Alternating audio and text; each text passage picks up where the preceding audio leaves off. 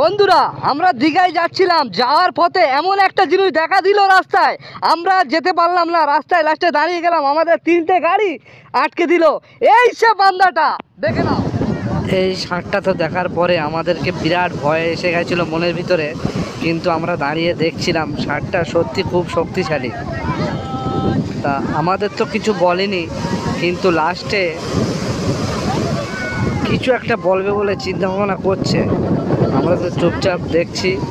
ষাঁড়টা কিন্তু খুব ভয়ঙ্কর, পুরো রয়্যাল বেঙ্গল টাইগারের মতো পুরো চেহারা, আর এর আকৃতি সম্পূর্ণ আলাদা। চলো, বিরাট ভয়ঙ্কর,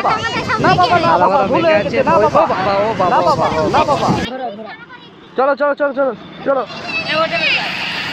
তাহলে আমরা এখন আসছি। চলো বন্ধুরা দেখুন, 4:30 সময়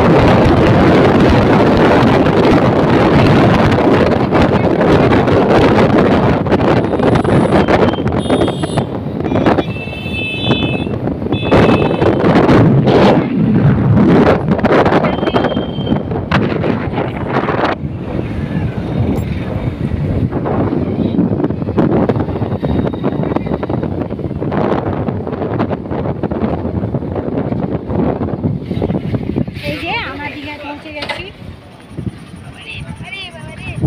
ছেড়েছি বাড়ি থেকে। দীঘায় পৌঁছে গেছি। দীঘায় এখানে তোলপাড় চলছে। বন্ধুরা ঢেউ দেখতে পাচ্ছ কিরকম তোলপাড় চলছে। এর থেকে আরও আকর্ষণীয় জিনিস দেখাবো সন্ধ্যেবেলা, কিন্তু এখন এখন বাজে 11:30 বাজে। আমরা সেই 4:30 বেরিয়েছি, আর এখন 11:30 সময় এখানে দীঘায় পৌঁছেছি। দেখো কত সুন্দর ব্লগ নিয়ে তোমাদেরকে আজকে দেখাবো। ज़्यादा भी ठंडा है, पानी है। बोलो बोलो बोलो।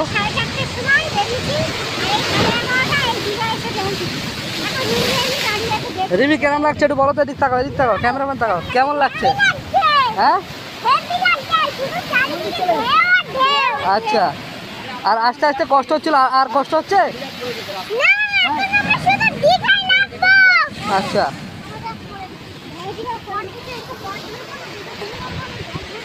তো দেখতে পাচ্ছ এখানে ঢেউ তোলপাড় চলছে, এখানে সেই ঢেউ। তুমি সরে এসো। এই এই একটা দাদা রেলা মারছে, এরম রেলা মারতে মারতে অনেকে এই দীঘার আর কি ওই ওই যে গভীরটা দেখতে, যে গভীরে কেউ যদি চলে যায় সে আর বাঁচার আর লাইন থাকে না তার, আচার মেরে মেরে ফেলবে। এই একজন রেলা মারছে, জানি না এর কপালে কী আছে। তো ঢেউগুলো দেখতে পাচ্ছি, এসব ঢেউ হলো মাতলা ঢেউ, আর সন্ধ্যের পরে যে ঢেউগুলো দেবে ওগুলো হলো তোলপাড় করা ঢেউ।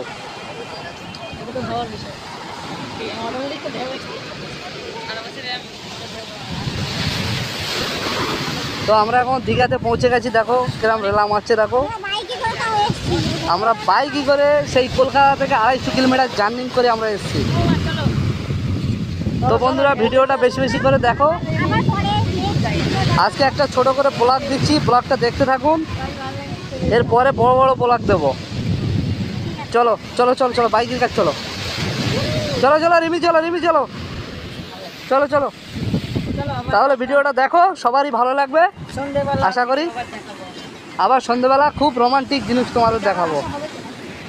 চলো হেলিপ্যাডের ওখানে থাকবো বুঝলে, হেলিপ্যাডের ওখানে বাইক রাখাটা একটা ভালো ঘর হ্যাঁ। থেকে, যেখানে বাইক ওই ওদের বারান্দায় রেখে দেওয়া যাবে নাকি। হ্যাঁ, আজকে এই অবধি ব্লগটা শেষ করলাম। এই ব্লগটা 3টে-4টের দিকে আপডেট দেবো, আপনারা দেখবেন। ভীম দেখতে পাচ্ছ এখানে, ভীম রোদ্দুরি দাঁড়িয়ে আছে। ভীম। Chhota Bheem, I love Digha. আগের কিছু বল, আগের দিন কিছু বল। আমি ক্লান্ত, ভোর রাত তো ঘুমাইনি, আবার এই 4টে থেকে এই 3-4 ঘন্টা একভাবে ড্রাইভিং করা, তারপরে পুলিশের ঝামেলা, এই কাগজ দেখা ও কাগজ দেখা, পুরো লাইফ। আরে আরে পুলিশ ধরে তোমাকে তো কিছু করতে পারবে না, সেটা আমরা জানি, কারণ তুমি তো সাংবাদিক। বিষয়টা ওটা না, কিন্তু ওনাদের কাজ ওনারা করবেন, আমাদের আইনতভাবে চলা সেটা। ঠিক আছে, আর একটা টিকটক করছে দেখতেই পাচ্ছ। চলো সবাই ভালো থেকো, সুস্থ থেকো, আর আমাদের ভিডিওগুলো একটু বেশি বেশি করে শেয়ার করো, চ্যানেলটা সাবস্ক্রাইব করো। রিমি কিছু বলো আর একটু, কেমন লাগলো দীঘাতে এসে? ঘর খুঁজতে যাচ্ছ এখন, একটু শোয়ার খুব দরকার নাকি?